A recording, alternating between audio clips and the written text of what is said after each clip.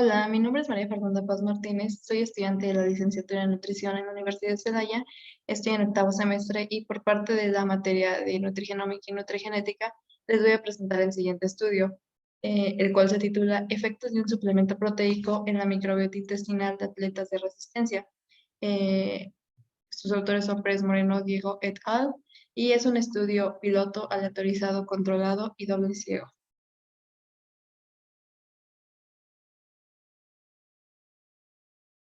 Bueno, como resumen, tenemos que los suplementos nutricionales son sumamente populares entre los deportistas. Estos lo utilizan como para mejorar el rendimiento, así como una recuperación física más rápida.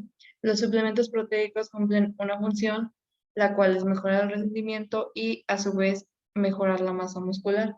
Sin embargo, su efecto sobre otros órganos o sistemas aún no es totalmente conocido. Las alteraciones de la dieta pueden incluir un desequilibrio en la microbiota intestinal, con consecuencias ya sea beneficiosas o perjudiciales para la salud de la persona que los está consumiendo. Para este estudio se realizó una muestra de 12 personas a las cuales se les dio un suplemento de proteína de suero de leche y a otras se les dio un suplemento de maltodextrina. Esto tuvo una duración de 10 semanas y en muestras fecales se analizó la microbiota, el contenido de agua, el pH, eh, el amoníaco, ácidos grasos de cadena corta y más. Bueno, y como introducción tenemos que, bueno, sabemos que la Organización Mundial de la Salud recomienda el consumo de 0,8 gramos por kilogramo de peso al día de proteína. Sin embargo, asociaciones como la ADA, la Asociación de Dietistas de Canadá y así como el Colegio Americano de Nutrición y el Deporte recomiendan que los sujetos que realizan una actividad física eh, tienen un mayor gasto de nutrientes, lo cual genera que su ingesta o sus necesidades de proteínas se vean aumentadas desde de 1,2 a 2 gramos por kilogramo de peso. Esto para deportistas de resistencia y fuerza. Estas recomendaciones se basan en el balance de nitrógeno, pero además buscando promover un aumento de la masa muscular, así como como mejorar el rendimiento deportivo. Eh, Sus efectos sobre los órganos es un problema que aún no se tiene tal cual establecido si hay algo beneficioso o si realmente perjudica a las personas. Y bueno, los materiales utilizados para este estudio son que, bueno, el diseño del estudio se realizó un estudio piloto, paralelo, controlado, aleatorizado, diseñado para cumplir con los criterios de acuerdo a los estándares del CONSORT. El protocolo de estudio se realizó bajo las directrices de ética de Helsinki y fue aprobado además por un comité de investigación clínica de la Comunidad de Madrid. Este estudio, si bien se llevó a cabo en el 2016 y enero de 2017, la publicación de él se dio hasta 2018. Los sujetos participantes en ese estudio fueron 24 personas, de acuerdo a lo siguiente: tenían que tener de 18 a 45 años, deberían de ser sujetos masculinos que estuvieran entrenados. Los criterios de exclusión es que se consumieran algún otro suplemento. Y bueno, se formaron dos grupos, como ya lo mencioné: el grupo control, al cual se le dio maltodextrina, y el grupo experimental, al cual se le dio un suplemento de proteína. En este estudio se midió la antropometría y la composición corporal de las personas. Se obtuvo su índice de masa corporal, su masa muscular, su masa grasa, así como su grasa visceral. Todo esto se midió por un DEXA. Además, les aplicó un cuestionario de frecuencia de alimentos. Se entregó a a los participantes tanto al inicio como al final del periodo de intervención, y los datos fueron analizados por un software español. Para esto, con la finalidad de obtener la cantidad total ingerida de carbohidratos, proteínas, grasas y fibra.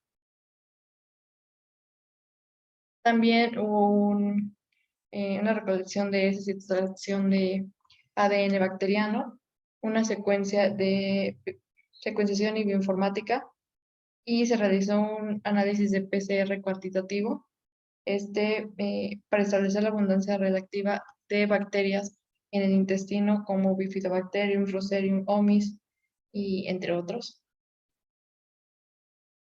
Y bueno, como resultado final tenemos que de los 24 sujetos resultados, solamente 18 completaron el estudio. 10 de ellos pertenecen al grupo de experimental, que eran los que recibían suero de leche, y los otros 8 pertenecen al grupo que recibieron maltodextrina, o sea, un hidrato de carbono. 6 personas abandonaron el estudio por motivos personales, como lo son alguna ingesta de algún antibiótico, ausencias, limitación de tiempo, etc. Y no hubo diferencia en los parámetros de edad, IMC y composición corporal al inicio del estudio entre los grupos. La ingesta dietética, excluyendo los nutrientes proporcionados por los suplementos, no se detectaron cambios en los hábitos alimenticios de las dietas de los voluntarios, así como tampoco se detectaron diferencias en la ingesta de energía, proteína, carbohidratos o grasas totales en la semana 0 a la semana 10, que sería la final. Cuando se tomaron en cuenta los suplementos de proteína y carbohidratos, se encontró que hubo un aumento de la ingesta total de proteínas basales en el grupo que recibía pues el suplemento de proteína, y un aumento de la ingesta de carbohidratos en el grupo que recibía la maltodextrina. El consumo de suplementos no afectó el contenido de agua fecal en el grupo de maltodextrina, en el grupo control, o en el grupo tampoco de proteína. El pH fecal no hubo una variación, una diferencia significativa en el inicio y el final de esta. Tampoco hubo una diferencia dentro de los grupos para los niveles fecales de los ácidos grasos de cadena corta, tanto antes como después de la intervención. No se detectaron cambios en los niveles de plasma orina en la suplementación tanto de maltodextrina como de proteína. Y bueno, en la microbiota fecal el número medio de lecturas por muestra fue 54.39 y indican una profundidad de secuenciación suficiente. Sin embargo, son datos no demostrados. No se encontraron igual diferencias significativas en los parámetros de los grupos al inicio o después de los tratamientos, ni en los parámetros de diversidad. Tampoco se encontraron cambios significativos al comienzo del estudio entre los grupos de proteína y maltodextrinos e hidratos de carbono. Y al final mostraron que un total de 11 taxones bacterianos diferenciales abundantes había entre el grupo de carbohidrato y el grupo de proteína.